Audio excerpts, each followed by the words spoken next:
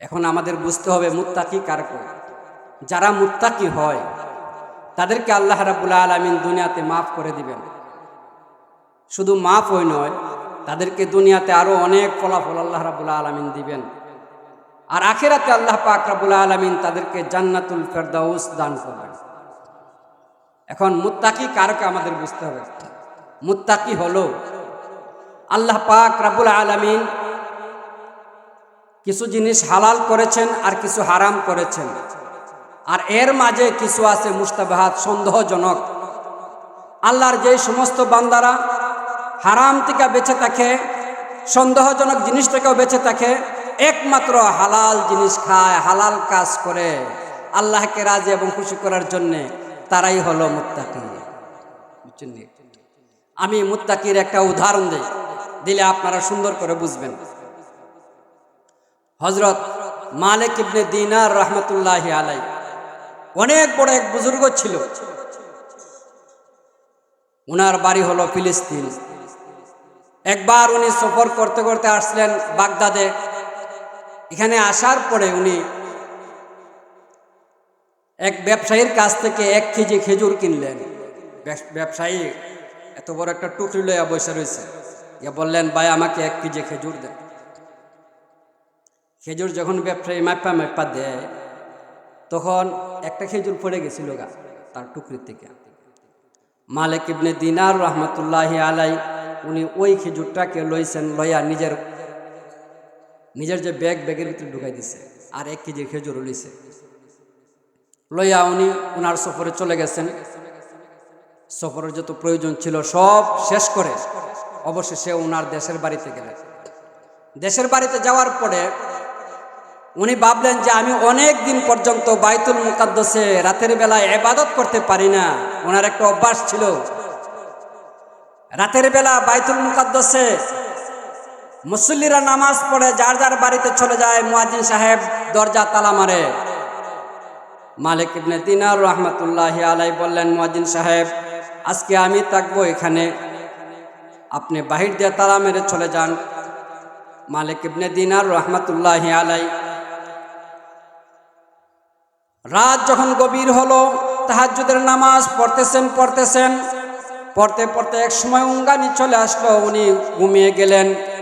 কে যেন বলতেছে, ওই যে লোকটা, এই লোকের ইবাদত আসমানের মধ্যে উঠে না, এই লোকের ইবাদত আল্লাহ পাক রব্বুল আলামিন কবুল করে না। বুঝছেন? মালিক ইবনে দিনার অনেক বড় বুজুর্গ। সকালে ঘুম থেকে উঠার পরে নামাজ পড়লেন। নামাজ পড়ে ওনার মনে অস্থির হয়ে গেল, আমার ইবাদত কেন আল্লাহ কবুল করবেন না, আমার ইবাদত কেন আকাশে উঠবেন না। উনি তখন ভাবলেন যে ওই সন্দেহের কথাটা স্মরণ হয়ে গেল, আমি বাগদাদে খেজুর কিনেছিলাম, একটা খেজুর হয়তো আমি মাটি থেকে নিয়ে গেছিলাম, এই খেজুরটা তো আমাকে ব্যবসায়ী মাফের ভিতরে দেন নাই, উনি এটা তো আমি অতিরিক্ত নিয়ে আসছিলাম। সুবহানাল্লাহ। এই একটা খেজুরের মাপ আনার জন্য উনি কয়েকশো কিলোমিটার, ফিলিস্তিন আর বাগদাদ অনেক দূরে, কয়েকশো কিলোমিটার উনি হাইটা সফর করে গেলেন বাগদাদে। সুবহানাল্লাহ। আর আমরা দেশে বাদামওয়ালা যখন বাদাম বেচে, আমরা গেছি 5 টাকা 10 টাকার বাদাম কিনবো, বেটার কই মাপা দিবার লাগি, হে বেটা মাপতাছে, আর আমি আর আপনি মটর খাই আর বাদাম খাই, ঠিক আছে নি? এই যে মটর আর বাদাম তার টুকরির থেকে লয়ে খাইলাম, এটা কি বেচারা মাপা দিছে আমারে? আমি যে টাকা দিলাম এই টাকার বিনিময়ে দিছে, এটা কি জায়েজ হবে? সুবহানাল্লাহ। তাহলে এবার বুঝেন, মালিক ইবনে দিনার রহমতুল্লাহি আলাইহি উনি বাগদাদের ওই জায়গায় গিয়ে দেখেন আগের যে বৃদ্ধ লোকটা ছিল সেই বৃদ্ধ লোক নাই, এখন একটা যুবক খেজুরের টুকরি নিয়ে বসা। মালিক ইবনে দিনার রহমতুল্লাহি আলাইহি বললেন, ও যুবক, এখানে কিছুদিন আগে একজন বৃদ্ধ মানুষ ছিল, সে ব্যবসা করতো, আজকে উনি কোথায়? যুবক বলতেছেন, উনি হলেন আমার বাবা, উনি আগে ব্যবসা করতো, উনি এখন দুনিয়াতে নাই, আমি ওনার ছেলে এখানে বসে এখন ব্যবসা করি। মালিক ইবনে দিনার রহমতুল্লাহি আলাইহি বললেন, যুবক আমি তোমার বাবার কাছ থেকে 1 কেজি খেজুর কিনেছিলাম, একটা খেজুর আমি নিয়েছিলাম, মাটিতে পড়েছিল, আমি এই খেজুরটি অতিরিক্ত নিয়েছিলাম, এখন আমি আসছি এই খেজুরের দায় মুক্তি নেওয়ার জন্যে। যুবক বলল, যে হুজুর, আপনি অনেক দূর থেকে আসছেন, আপনি মুরব্বী মানুষ, আপনাকে দেখলে আমার দয়া লাগে। আমার বাবা নাই, আসি আমি, আমার এক বোন, আমার মা। ওই যে খেজুরটা, এই খেজুরের মধ্যে আমার যেমন অংশ আছে, আমার বোনের আছে, আমার মারও আছে। বাবাজি, আমারটা আমি মাফ করে দিতে পারি, কিন্তু আমার বোনের, আমার মায়ের এটা তো আমি মাফ করতে পারি না। মালিক ইবনে দিনার রহমাতুল্লাহি আলাইহি বললেন, যুবক, আমাকে তোমার মায়ের দ্বারা নিয়ে যাও, তোমার বোনের দ্বারা নিয়ে যাও, আমি ওখান থেকে গিয়ে মাফ নিয়ে আসবো। যুবক নিয়ে গেলেন। যুবকের মা এবং বোনের থেকে মাফ নিলেন, লইয়া মালিক ইবনে দিনার রহমাতুল্লাহি আলাইহি আবার গেলেন বাড়িতে।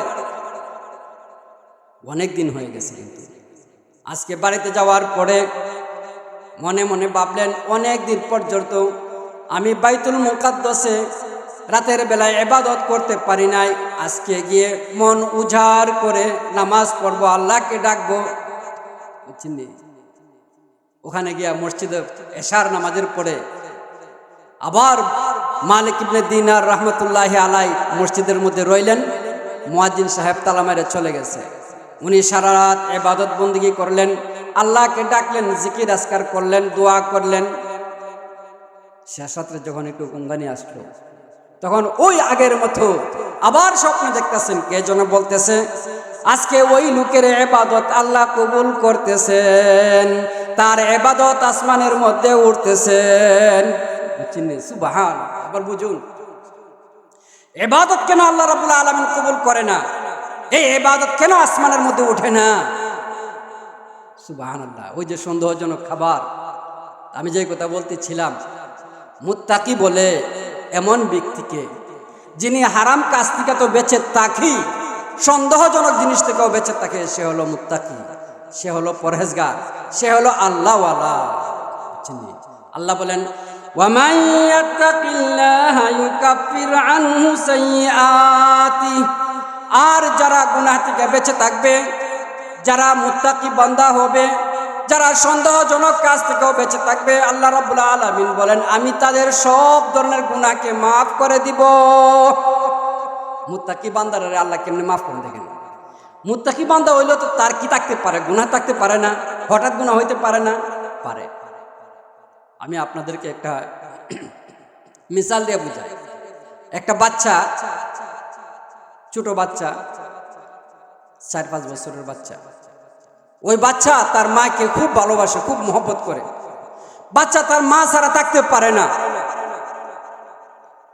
মা যেখানেই যা বাচ্চাকে নিয়ে যেতে হয়। বাচ্চা কান্দে, বাচ্চা সে উঠানে খেলাধুলা করে, কিছুক্ষণ পরেই ঘরে আইসা দেখে তার মা আছে কিনা।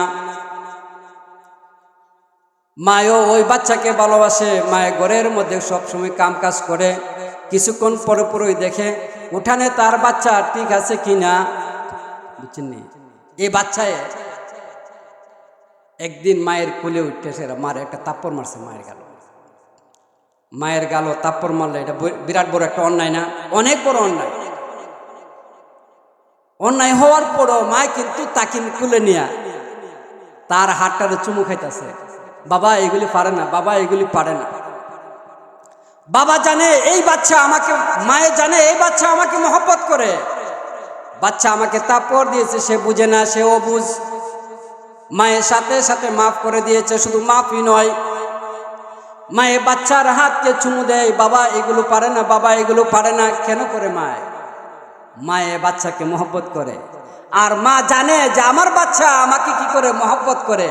বাচ্চা বুঝে না সে আমার কি মারছে, গাল তাপ্পর মারছে। ঠিক তেমনি ভাবে মুত্তাকি বান্দা যদি কোনো সময় গুনাহ করে ফেলে, আল্লাহ রাব্বুল আলামিন জানে এই বান্দা আমার মহব্বতের বান্দা, এই বান্দা আমার ইবাদত করে, বন্দেগী করে, এই বান্দা সব ধরনের গুনাহ থেকে বেঁচে থাকে, এই বান্দা আমাকে ভালোবাসে, আমি ওই বান্দাকে ভালোবাসি। হঠাৎ সে একটা গুনাহ করে ফেলেছে, আমি তার জীবনের সমস্ত গুনাহ খাতা মাফ করে দিলাম। কেন মুত্তাকি বান্দার গুনাহ আল্লাহ কেন মাফ করবে? আল্লাহ রাব্বুল আলামিন জানে যে আমার এই বান্দা গুনাহ করতে পারে না, আমার বান্দা তো আমাকে বেশি মহব্বত করে। বান্দা তো বান্দা, সে বুঝে না সে গুনাহ করে ফেলেছে, আল্লাহ পাক রাব্বুল আলামিন তার গুনাহ খাতা মাফ করে দিবেন। এজন্যই বলেন ওয়া মান ইয়াত্তাকিল্লাহা ইউকাফির আনহু সাইয়্যাতিহি, আর যারা মুত্তাকি বান্দা হয় আল্লাহ পাক রাব্বুল আলামিন তার সব ধরনের গুনাহ মাফ করে দেয়। মুত্তাকি বান্দা হলে আল্লাহ পাক রাব্বুল আলামিন বেশ কিছু তারে পুরস্কার দিবেন। 1 নম্বর পুরস্কার হলো সে যত গুনাহগাত করবেন আল্লাহ রাব্বুল আলামিন মাফ করে দিবেন।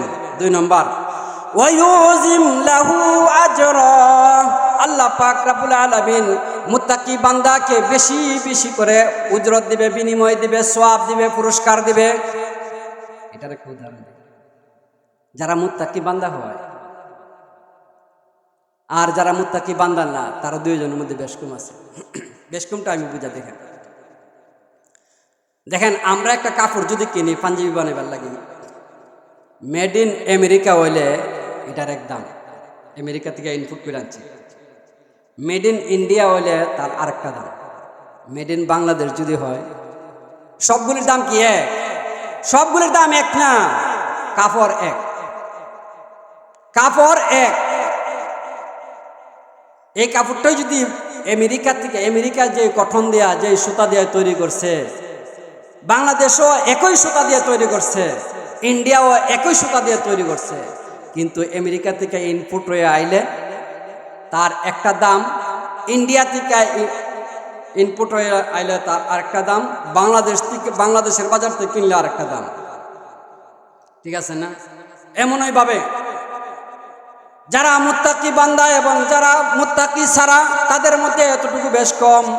আল্লাহ পাক রাব্বুল আলামিন তার মুত্তাকি বান্দাদের থেকে যে ইবাদত দেন, সেই ইবাদতের রেট বেশি। যারা সব ধরনের গুনাহ থেকে বাঁচা থাকে, আল্লাহ রাব্বুল আলামিনের সব নির্দেশ মানে, তাদের ইবাদত আল্লাহ রাব্বুল আলামিন যেই বিনিময় দিয়ে খরিদ করবেন। আর যে সমস্ত বান্দারা মাঝে মাঝে গুনাহ করে, মাঝে মাঝে ইবাদত করে, মাঝে মাঝে গুনাহ করে, মাঝে মাঝে নামাজ পড়ে, মাঝে মাঝে নামাজ ছাইড়া দেয়, তাদের ইবাদত, এই দুই বান্দার ইবাদতের রেট কি এক হতে পারে না, এক হতে পারে না। আমাদের পীর সাহেব হুজুর, আমাদের দৌলতপুরের কৃতি সন্তান মুবারকুল্লাহ সাহেব হুজুর, উনি যে ইবাদত করবেন, উনার ইবাদতকে আল্লাহ রাব্বুল আলামিন যেই রেটে খরিদ করবেন, আমাদের ইবাদতকে এভাবে নেবেন? অবশ্যই না। বেশকম থাকবে না? অবশ্যই তার মধ্যে বেশকম আছে, বেশকম আছে। দেখেন একই অফিসে চাকরি করে 5 জন, একজনের বেতন হলো 70,000 টাকা, আরেকজনের বেতন 60,000, আর বাকিরার বেতন 30,000, 35,000। এই বেশকম কেন হয়? এই বেশকম কেন?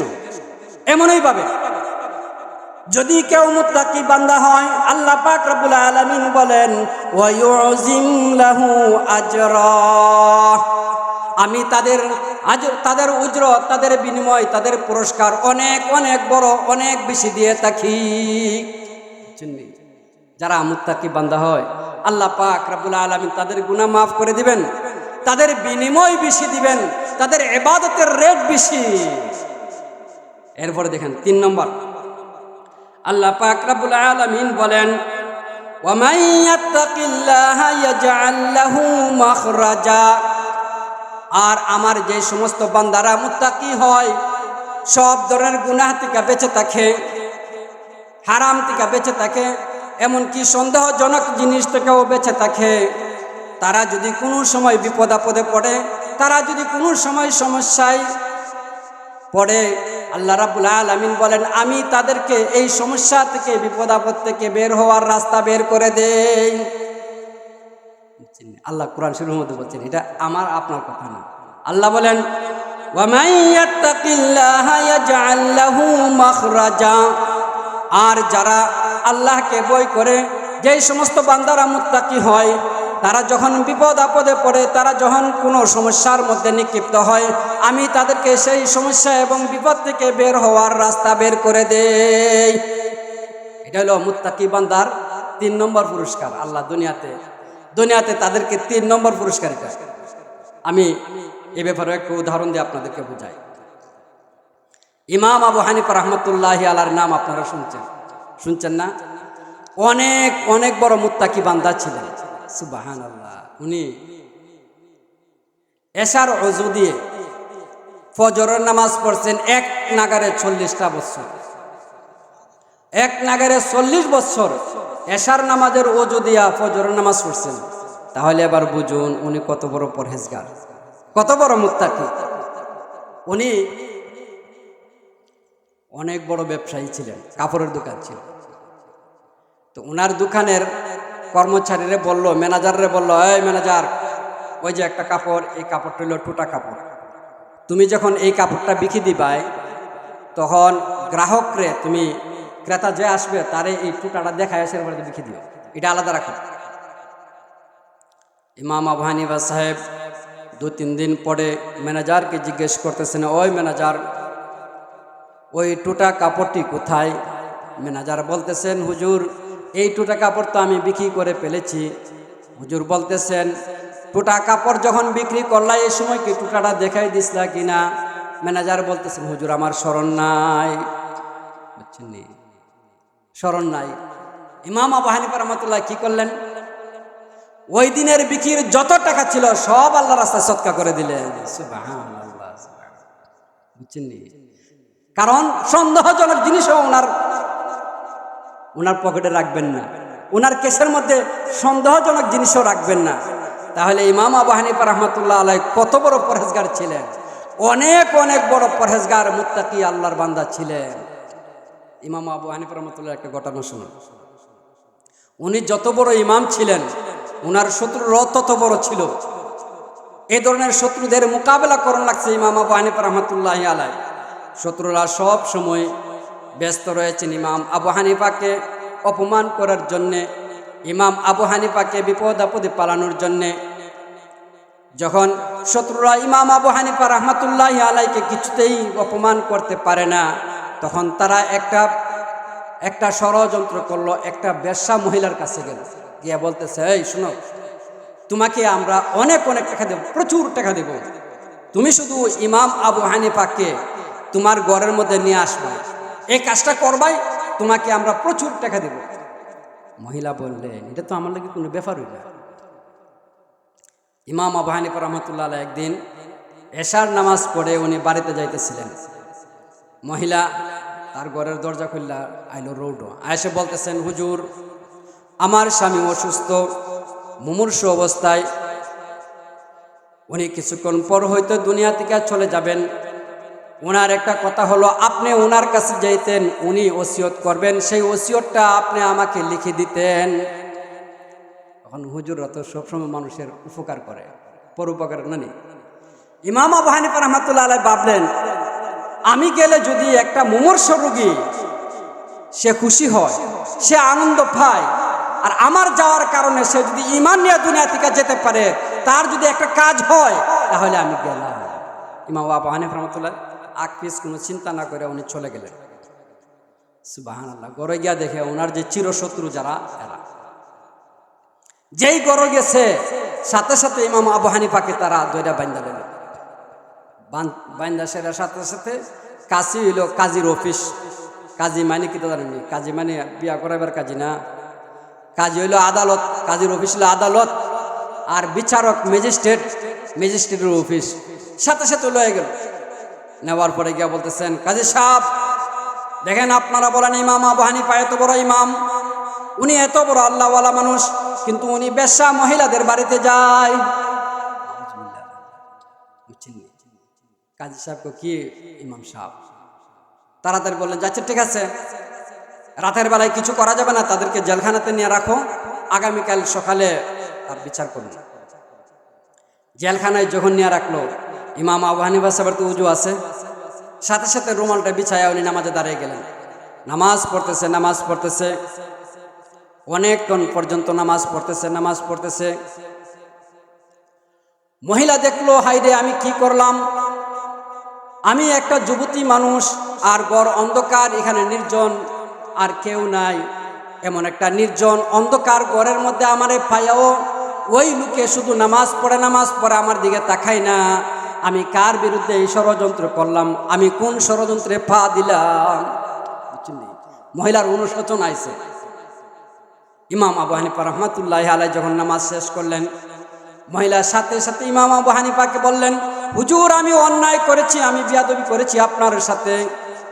আমি ওই লোকদের লোভে পড়ে ওনারা আমাকে প্রচুর টাকা দিয়েছে, আরও টাকা দিবে তাদের ওয়াদা। আমি টাকার লোভে পড়ে আপনার সাথে বিয়াদবি করে ফেলেছি, হুজুর আপনি আমাকে মাফ করে দিন। ইমাম আবু হানিফা সাহেব দেখলেন মহিলাটার অনুশোচনা আছে। তখন ইমাম আবু হানিফা বললেন, এই রাখো, তুমি আমি যেভাবে বলি এভাবে কাজ করতে পারবানি? মহিলা বলতেছেন, জি হুজুর আমি এভাবে কাজ করতে পারবো। ইমাম আবু হানিফা রহমাতুল্লাহি আলাইহি বললেন, ওইখানে জেহেলের পাহারাদাররা আছে তাদেরকে গিয়ে তুমি বলো যে বাড়িতে আমার শিশু বাচ্চারা আছে, আমাকে তারা রাস্তা থেকে ধরে নিয়ে আসছে, আমার বাচ্চারা জানে না, তারা কাদাকাটি করবে, তারা আমাকে খুঁজবে, তারা পাবে না। শিশু বাচ্চারা তারা আমাকে না পেয়ে তারা পেরেশান থাকবে। আমাকে যদি সামান্য সময়ের জন্য সুযোগ দেন, তাহলে আমি আমার বাচ্চাদেরকে গিয়ে আমি সান্ত্বনা দিয়ে আপনাদের সাথে আবার চলে আসব। আমার বিশ্বাস তুমি যদি এইভাবে গিয়া বলো তাহলে তারা তোমার কথা শুনবে। আর তুমি ওখানে গিয়া তোমার বাড়িতে না গিয়া সোজা চলে যাবে আমার বাসায়, এখানে গিয়া আমার যে ওয়াইফ আছে তাকে তোমার বোরখাটা দিবাই, দিয়া বলবাই, ঘটনার সম্পূর্ণটা বলবাই আমার এখানে চলে আসতো। ওই মহিলা ইমাম আবু হানিফা রহমতুল্লাহি আলাইহি যেভাবে শিখাই দিছে এভাবেই দারোয়ানকে বলছে। দারোয়ান বলল, আচ্ছা চলো। দারোয়ানের সাথে গিয়া ইমাম আবু হানিফা রহমতুল্লাহি আলাইহির ওয়াইফের পাঠাইয়া মহিলা চলে গেল। পরের দিন সকালে ওই ষড়যন্ত্রকারীরা তারা খুব ভোরে চলে আইছে। কাজী সাহেব আসবেন 10টায়, তারা 9টার সময় অফিসে বসে। আজকে তারা আবু হানিফাকে তারা জীবনের শিক্ষা দিয়া দিবে, অপমান করবে সারা দেশবাসীর সামনে। যেই 10টা বাজলো কাজী সাহেব আসলেন। কাজী সাহেব বললেন, এই আবু হানিফাকে নিয়ে আসো। ইমাম আবু হানিফা সাহেব যখন গেলেন, কাজী সাহেব বলতেছেন, কে ইমাম সাহেব, এ ধরনের কাজ ওলামায়ে কেরামের কাজ নিয়ে আপনি কি করলেন? ইমাম আবু হানিফা সাহেব বললেন, হুজুর আমি কি করেছি? বললেন, আপনি বেগানা মেয়েদের বাড়িতে যান কেন? ইমাম আবু হানিফা রহমতুল্লাহি আলাইহি বললেন, কাজী সাহেব আমি কোনো বেগানা মেয়েদের বাড়িতে যাই নাই, আমি কোনো বেশ্যা মেয়েদের বাড়িতে যাই নাই। কাজী সাহেব বললেন, আপনার সাথে কি মহিলা, ওই মহিলা আপনার বেগানা মহিলা নয়? ইমাম আবু হানিফা রহমতুল্লাহি আলাইহি বললেন, আমার সাথে মহিলা হলো উনি আমার স্ত্রী, উনি আমার স্ত্রী। আপনি যদি বিশ্বাস না হয় তাহলে আমার শ্বশুর আছে, ওনাকে নিয়ে আসেন, ডেকে নিয়ে আসেন। কাজী সাহেব তো আশ্চর্যের ব্যাপার, আরে বলে কি তাড়াতাড়ি ইমাম আবু হানিফা সাহেবের শ্বশুর বাড়িও কাছে আসেন, ওনার শ্বশুর জানলো। কাজী সাহেব তো মহিলার দেখতে পারে না। ইমাম সাহেবের শ্বশুর আসা তাড়াতাড়ি জেলখানায় গেল, গিয়া দেখে হাসার ওই ওনার মেয়ে। কাজী সাহেবের সামনে ইমাম আবু হানিফা রহমতুল্লাহি আলাইহির শ্বশুর গিয়ে সাক্ষী দিচ্ছেন, কাজী সাহেব উনি আমার মেয়ে, আজ থেকে 20 বছর আগে ইমাম সাহেবের কাছে আমার মেয়ে বিয়ে দিয়েছি, আমার মেয়েকে আমি দেখে আসছি। সুবহানাল্লাহ। আল্লাহ রাব্বুল আলামিন বলেন, ওয়ামান ইয়াত্তাকিল্লাহা ইয়াজআল লাহু মাখরাজা। আর যারা পরহেজগার হয়, যারা মুত্তাকি হয়, যারা গুনাহ থেকে বেঁচে থাকে, যারা আল্লাহকে ভয় করে গুনাহ থেকে বেঁচে থাকে, তারা যদি কোনো সময় বিপদে পড়ে, আপদে পড়ে, মুসিবতে পড়ে, আমি তাদেরকে বিপদ আপদ থেকে বের হওয়ার সুন্দর রাস্তা দিয়ে দেই। বুঝছেননি ইমাম আবু হানিফা সাহেব? আল্লাহু আকবার। তাহলে যারা মুত্তাকি হয়, যারা পরহেজগার হয়, যারা গুনাহ থেকে বেঁচে থাকে, আল্লাহ রাব্বুল আলামিন তাদেরকে দুনিয়াতে যে সমস্ত ফলাফল দেন বললাম 3 নম্বর। 4 নম্বর হলো ওয়ারযুকুহু মিন হাইসু লা ইয়াহতাসিব। আল্লাহ পাক রব্বুল আলামিন তাদেরকে এমন ভাবে রিজিক দেন, মুত্তাকি বান্দাদেরকে এমন ভাবে রিজিক দেন তারা ধারণাও করতে পারে না। আল্লাহ, যারা মুত্তাকি বান্দা হয় তারা আল্লাহ রাব্বুল আলামিন এমন ভাবে রিজিক দিবেন মুত্তাকি বান্দাও ধারণা করতে পারে না, দুনিয়ার কেউ ধারণা করতে পারে না এইভাবে যে সে রিজিক পাবে। এটারও আমি কয়েকটা উদাহরণ দিই, দেখেন। 1 নম্বর উদাহরণ হল, হাদিসের মধ্যে আছে, সাহাবায়ে কেরাম এক যুদ্ধের মধ্যে গেছিল। যাওয়ার পরে এক সাহাবীর ওনার প্রকৃতির ডাকে সাড়া দিতে হয়, প্রয়োজনে যেতে হয়, হাজত পুরা করবার লাগে। তো উনি একটু দূরে আড়ালে গেলেন, গিয়া ওনার হাজত পুরা করছে। হাজত পুরা করার পরে যখন নাকি পাক পবিত্র হয়ে গেল, দাঁড়াইল, দাঁড়ায় উনি দেখতেছেন একটা ইঁদুর গর্ত থেকে বাইরেছে, আর ইঁদুরের মুখের মধ্যে একটা দিনার। তো কাজী সাহাবীর কৌতূহল জাগলো, কিরে ব্যাপার, এই মরুভূমির মধ্যে ইঁদুর গর্ত থেকে বাইরে আর তার মুখের মধ্যে দিনার। কিছুক্ষণ পরে আবার আরেকটা দিনার নিয়ে আইছে, আইয়াসের তৈয়া আবার গেছে ইঁদুর গর্তের ভিতরে, আবার আনছে। সাহাবীর কৌতূহল হালি বাড়ি উনি দাঁড়ায় দাঁড়ায় দেখতেন। ইঁদুর এই দিনার আনতে আনতে আনতে 16টা দিনার আনলো। আনার পর দেখ ইঁদুর যে গর্তের মধ্যে ঢুকছে আর বের হয় না। সাহাবী আশ্চর্য, এই সব দিনার নিয়ে উনি মুট করে আল্লাহ রাসূলের কাছে গেলেন, গিয়া বলতেছেন, হুজুর এই ঘটনা। আল্লাহ রাসূল সাল্লাল্লাহু আলাইহি ওয়াসাল্লাম বলেন, ও আমার সাহাবী, এই হলো তোমার রিজিক। আল্লাহ পাক রব্বুল আলামিন ইঁদুরের মাধ্যমে, ইঁদুরের গর্তে থেকে তোমাকে রিজিক দিয়েছেন। সাহাবী কি জীবনে ভাবছিল যে আমার রিজিক ইঁদুরের গর্ত থেকে আসবেন? সাহাবায়ে কেরাম তারা হলো পরহেজগার মানুষ, তারা মুত্তাকি মানুষ, তারা আল্লাহওয়ালা মানুষ। তাদেরকে আল্লাহ রাব্বুল আলামিন গর্ত থেকে কি দেন? রিজিক দেন। আর আপনি আমার রিজিক গর্তের মধ্যে চলে যায়, ঠিক আছে না? সুবহানাল্লাহ। বেতন যখন পায় মাস শেষে কারেন্ট বিল দেওয়ান লাগে, গ্যাস বিল দেওয়ান লাগে, ডাক্তারের বিল দেওয়ান লাগে, আরো কত বিল দিতে দিতে দিতে এটা শেষ। এরপরে দেখা যায় ঋণ করে চলন লাগে, ঋণ করে চলন লাগে না। কিন্তু সাহাবায়ে কেরামের রুজি রোজগারের মধ্যে আল্লাহ রাব্বুল আলামিন এত বরকত দিয়েছিল, তাদেরকে আল্লাহ পাক রাব্বুল আলামিন গর্ত থেকে কি দিছেন? রিজিক দিছেন। এজন্য বলতেছেন, ওয়ারযুকুহু মিন হাইসু লা ইয়াহতাসিব। আল্লাহ পাক রাব্বুল আলামিন যারা মুত্তাকি হয়, যারা পরহেজগার হয়, যারা সব ধরনের গুনাহ থেকে বেঁচে থাকে, এমনকি সন্দেহজনক খাবার থেকেও যারা বেঁচে থাকে, তাদেরকে আল্লাহ রাব্বুল আলামিন এমন ভাবে রিজিক দিবেন তারা নিজেরা ধারণাও করতে পারবে না। এরপরে দেখেন আরেকটা মিসাল দিই। এক যুবক, সে তার মায়ের বাবার খেদমত করত।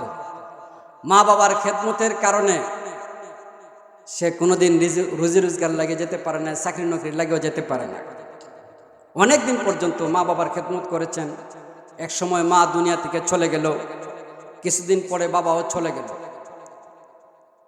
মা বাবা যখন দুনিয়া থেকে চলে গেল, চলে যাওয়ার পরে যুবক একদিন ঘুমে স্বপ্নে দেখতেছে, কে যেন বলতেছেন, ও যুবক, তুমি তোমার মা বাবার খেদমত করেছো, তোমার মা বাবা যখন দুনিয়া থেকে চলে যায় তখন তোমার প্রতি তোমার মা বাবা খুশি ছিল। এখন আমি তোমাকে তোমার মা বাবার খেদমতের পুরস্কার দিতে চাই। ওই একটা পাথরের নিচে তোমার বাড়ি থেকে প্রায় 100 বা 150 মিটার দূরে একটা পাথরের নিচে দেখবাই 100 দিনার আছে। তুমি এই 100 দিনার নিয়ে এসে তোমার ফ্যামিলির জন্য খরচ করো।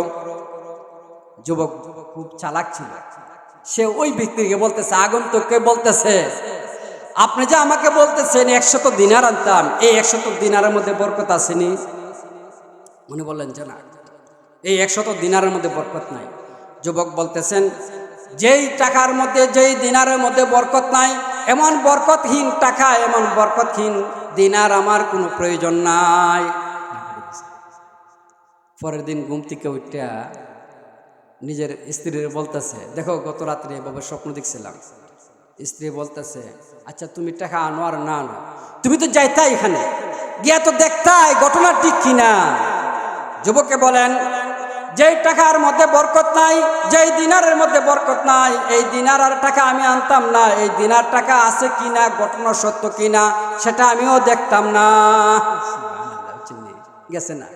দ্বিতীয় দিন আবার ঘুমের মধ্যে ওই যুবক স্বপ্ন দেখতেছেন, কে যেন বলতেছে যে ভাই ও যুবক, তুমি তোমার মা বাবার খেদমত করেছো, তোমার মা বাবা যখন দুনিয়া থেকে চলে যায় তোমার প্রতি রাজি এবং সন্তুষ্ট ছিল। আমি তোমাকে তোমার মা বাবার খেদমতের পুরস্কার দিতে চাই।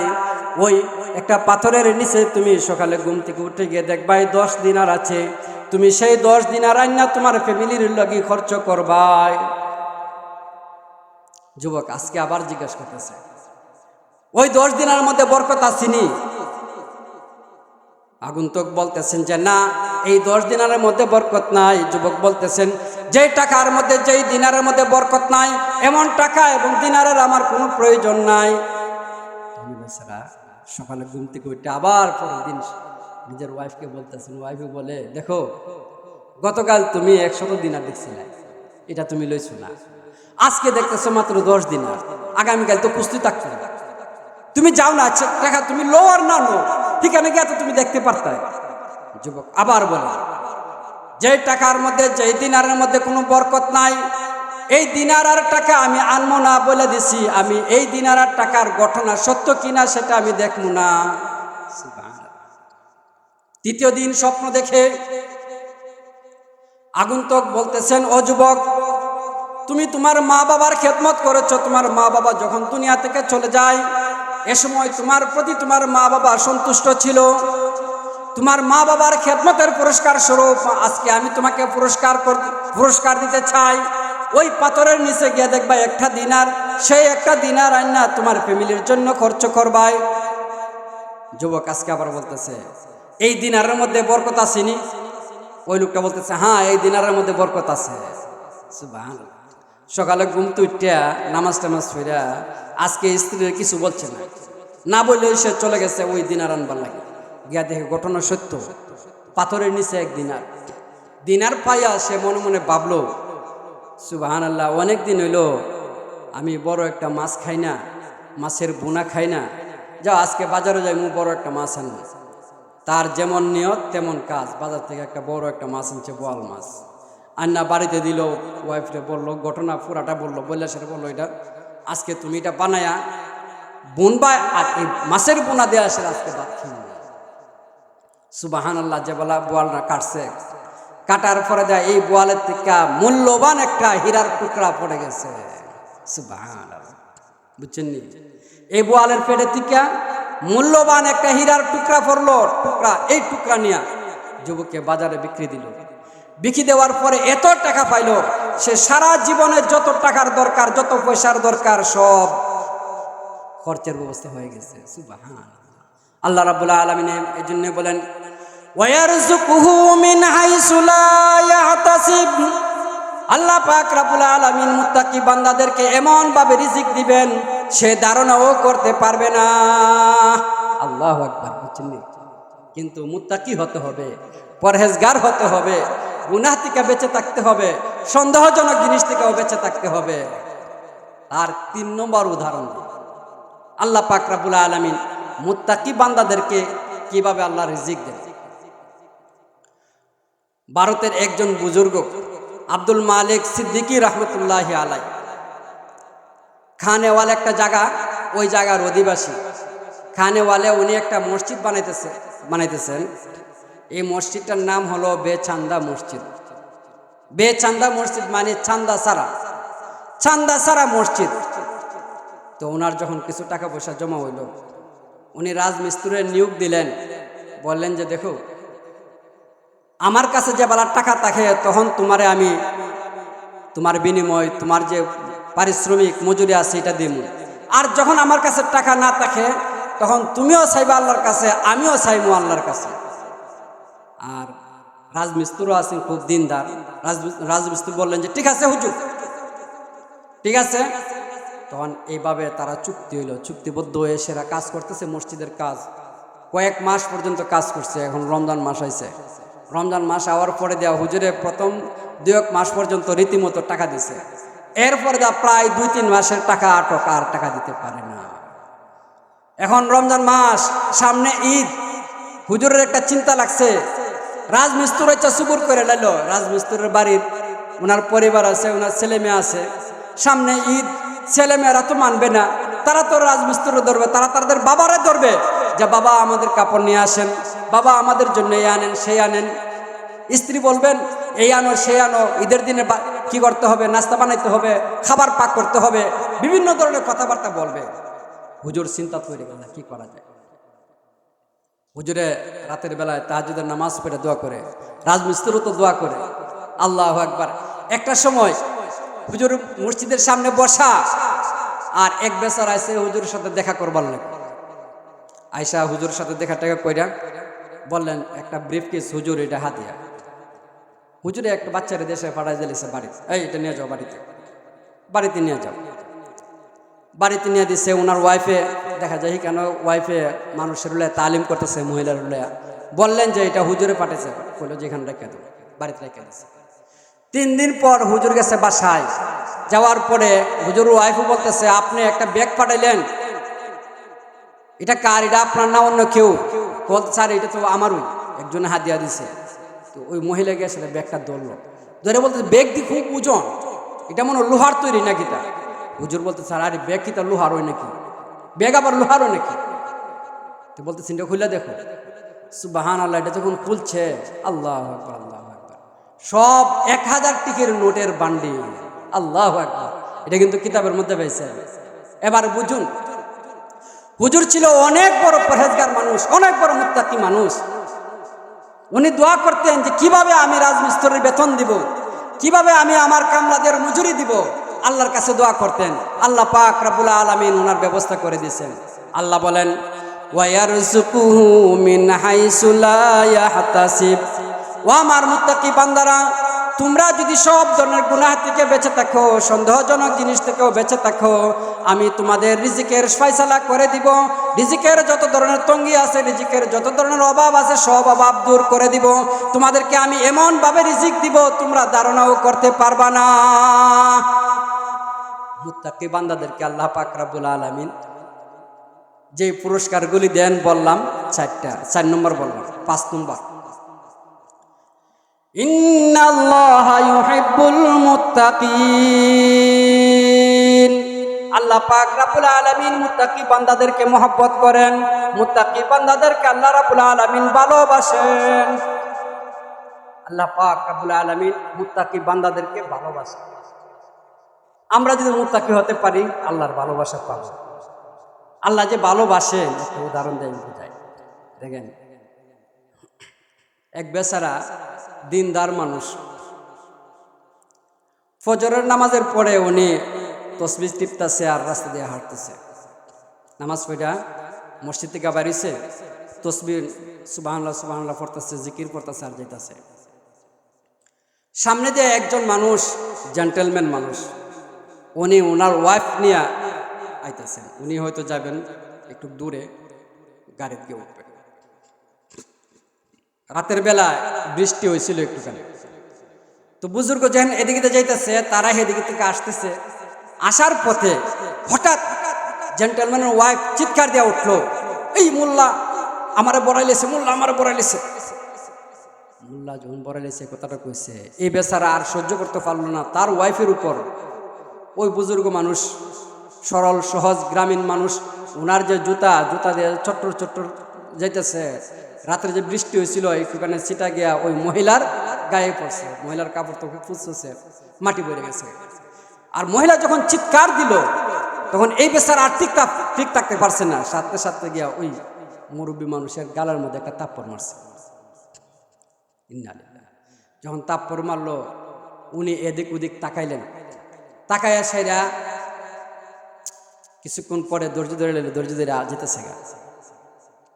একটু যাওয়ার পরে ওই সামনে মহল্লার ভিতরে একটা রেস্টুরেন্ট, ছোট একটা রেস্টুরেন্টের মালিকে উনি দোকান খুলছেন আর মনে মনে দোয়া করতেছেন, আল্লাহ আজকে যে বেচারা আমার দোকানের সামনে দিয়ে আসবে, আমি তাকে একেবারে ফার্স্ট যেই লোকটা আমার দোকানের সামনে দিয়ে আসবে আমি তাকে এক গ্লাস ফ্রেশ গরম দুধ খাওয়াবো, আমার দোকানের মধ্যে বরকত হইবার লাগে। বেচারা এই নিয়ত করে সেরা দরজা খুলতেছে, শাটার টাটার খুলতেছে, আর সব চাটা দুধ টুধ সব গরম করতেছে। এই সময় এই বুজুর্গ মানুষ সামনে দিয়ে যেতেছে। সুবহানাল্লাহ।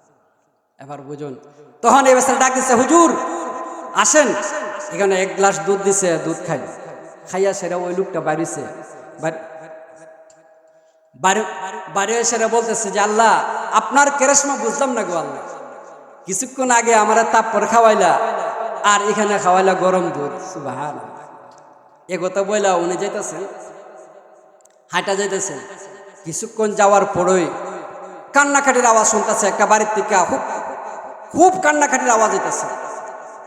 আর একটা মহিলা ওনারা দিকে বলতেছে, ওই মোল্লা লোকটাই আমার স্বামীরে মারছে। সুবহানাল্লাহ। এই কথা বলার পরে দিয়া মুরব্বী কয়েকজন দৌড়ে আইলো, আয়েশের বলতেছে, অমিয়া তোমার আচ্ছা উনি একটা তাপ্পর মারছে, ওই তুমি কি আল্লাহর কাছে বদদোয়া করতে আসলাই? তুমি আল্লাহর কাছে বদদোয়া করার কারণে এ বেচারা একটু যাওয়ার পরেও হুচট খায়া ফয়রার পর্দা মারা গেছে। তখন এই বেচারা বলতে চাই, দেখো বুজুর্গ বলে, দেখো উনি ওনার ওয়াইফকে মহব্বত করেন, আমার পায়ের জুতার একটুখানি ছিটা পড়ার কারণে উনি বরদাস্ত করতে পারেন নাই, উনি আমাকে তাপ্পর মারেছেন। আমার আল্লাহ আমাকে মহব্বত করে, আমার আল্লাহ আমাকে ভালোবাসেন, এই জন্য আমার উপর যদি তাপ্পর মারা দেয় আমার আল্লাহ কিভাবে ধৈর্য ধরবেন? ইন্নাল্লাহা ইউহিব্বুল মুত্তাকিন। আল্লাহ পাক রব্বুল আলামিন মুত্তাকি বান্দাদেরকে ভালোবাসেন, মুত্তাকি বান্দাদেরকে মহব্বত করেন। যারা মুত্তাকি হয় তাদেরকে আল্লাহ রাব্বুল আলামিন এভাবে ভালোবাসেন, মহব্বত করেন। তো আমার আলোচনা আর দীর্ঘায়িত করতে চাই না, এখানে হুজুর আসতেছেন, হুজুর আসার সাথে সাথে আমি ছেড়ে দিব। দেখেন মুত্তাকি বান্দা যারা হয় তাদেরকে আল্লাহ পাক রব্বুল আলামিন যে সমস্ত পুরস্কার দেন, আমি 5 নম্বর বললাম, 6 নম্বর ওয়াল আকিবাতু লিল মুত্তাকিন। আল্লাহ পাক রব্বুল আলামিন আখিরাতে মুত্তাকি বান্দাদেরকে মাফ করে দিবেন, মুত্তাকি বান্দাদেরকে মাফ করে তাদেরকে জান্নাত দান করবেন। দুনিয়াতে তো মুত্তাকি বান্দাদেরকে আল্লাহ কি পুরস্কার দেন আমি দেখাইলাম, আপনাদেরকে একেবারে মিসাল দিয়ে দেখাইলাম। প্রত্যেকটা মিসাল আমি কিতাবের মধ্যে পড়ে আসছি। এখন আল্লাহ পাক রব্বুল আলামিন যারা মুত্তাকি বান্দা হয় তাদেরকে অবশেষে জান্নাতি দিবে। দুনিয়াতে তাদেরকে পুরস্কার দিবেন, আখিরাতে আল্লাহ পাক রব্বুল আলামিন তাদেরকে জান্নাত দান করবেন। এর মধ্যে একটা উদাহরণ দিয়ে বুঝাই। হযরত আহমদ আলী লাহোরী রাহমাতুল্লাহি আলাইহি অনেক বড় এক বুজুর্গ মানুষ। উনি প্রথমে ছিলেন উনি শিখ ধর্মের, পরে মুসলমান হয়েছেন, দেওবন্দ মাদ্রাসায় লেখাপড়া করছেন। উনি দেওবন্দের আকাবেরদের থেকে একজন। আহমদ আলী লাহোরী রাহমাতুল্লাহি আলাইহি উনি যখন মারা গেলেন, উনি দুনিয়াতে খুব বেশি কাঁদতেন, খুব বেশি কাঁদতেন, দোয়া হাত উঠাইলি কাঁদতেন আল্লাহর কাছে, বেশি কান্নাকাটি করতেন, রাতের বেলা শেষ রাতের বেশি কান্নাকাটি করতেন। উনি যখন মারা গেলেন, ওনার এক দোস্ত ওনাকে স্বপ্নে দেখলেন, স্বপ্ন দেখে বলতেছেন, ও আহমদ আলী, তোমার সাথে আল্লাহ পাক রব্বুল আলামিন কেমন আচরণ করেছেন? বুঝছেন? স্বপ্ন দেখে দোস্তের বলতেছেন, তোমাকে আল্লাহ রাব্বুল আলামিন তোমার সাথে কেমন আচরণ করেছেন? আহমদ আলী লাহোরী রাহমাতুল্লাহি আলাইহি বলেন, দোস্ত আমি যখন তোমাদেরকে ছেড়ে চলে আসছি আমি তো কাঁদি, হয়তো আল্লাহ রাব্বুল আলামিনের সামনে এখনই যেতে হবে, আমি আল্লাহর সামনে গিয়ে কি জবাব দিব? আল্লাহ যদি আমাকে জিজ্ঞাসা করেন, আহমদ আলী তোমাকে আমি একটা জীবন দিয়েছিলাম, যৌবন দিয়েছিলাম, তোমাকে আমি ধন সম্পদ দিয়েছিলাম, তোমাকে আমি এলেম দিয়েছিলাম, তুমি এই সবগুলো কোন খাতে খরচ করেছো, আমি কি জবাব দেব? বুঝছেন না? তখন আহমদ আলী লাহোরী রাহমাতুল্লাহ খুবই চিন্তিত। আল্লাহর সামনে নেওয়া হলো। আল্লাহর সামনে যখন আহমদ আলী লাহোরী রাহমাতুল্লাহকে নেওয়া হলো, তখন লাহোরী সাহেব বলতেছেন, আমি আরো বেশি করে কান্নাকাটি করতেছি। আল্লাহ পাক রব্বুল আলামিন বলেন, ও আহমদ আলী, তুমি দুনিয়াতে অনেক কাঁদাকাটি করেছো, তুমি অনেক কান্নাকাটি করেছো, আজকে তোমার কান্নাকাটির সময় নয়, আজকে তো তোমার খুশির দিন। তুমি দুনিয়াতে এত কান্নাকাটি করেছো, তুমি দুনিয়াতে আমার এত ইবাদত করেছো, বন্দেগী করেছো, এমনভাবে সব ধরনের গুনাহ থেকে বেঁচে রয়েছো, আমি তোমার প্রতি খুশি হয়ে গেছি। আর তোমাকে আমি মাফ করে দিলাম। শুধু মাফ নয়, তোমার উসিলায় এই কবরে যত ধরনের মুর্দা আছে সবাইকে মাফ করে দিলাম। সুবহান। আর মাফ করে তোমার সাথে তাদেরকে সবাইকে আমি জান্নাত দান করে দিলাম। তাহলে যারা মুত্তাকি, যারা পরহেজগার, যারা সব ধরনের গুনাহ থেকে বেঁচে থাকেন, আল্লাহর ইবাদত করেন, বন্দেগী করেন, তাদেরকে আল্লাহ রাব্বুল আলামিন দুনিয়াতে যেমনভাবে পুরস্কৃত করবেন, এমনইভাবে আল্লাহ রাব্বুল আলামিন তাদেরকে আখিরাতেও মাফ করে তাদের চিরস্থায়ী ঠিকানা জান্নাত বানিয়ে দিবেন। সুবহানাল্লাহ। আমরা সবাই মুত্তাকি হওয়ার জন্য রাজি আছিনি? আর মুত্তাকি বানাইবার ফ্যাক্টরি হইল মাদ্রাসা। মুত্তাকি বানাইবার ফ্যাক্টরি মাদ্রাসা। এই মাদ্রাসার দিকে আমরা সবাই নজর দিতাম নি? মাদ্রাসার যত ধরনের জরুরত লাগে আমরা নজর দিতাম, লক্ষ্য রাখতাম, আর আমরা নিজেরা মুত্তাকি হইতাম। আল্লাহ পাক রব্বুল আলামিন আপনি আমাকে মুত্তাকি হওয়ার তৌফিক দান করুন, আমিন। এখন আমাদের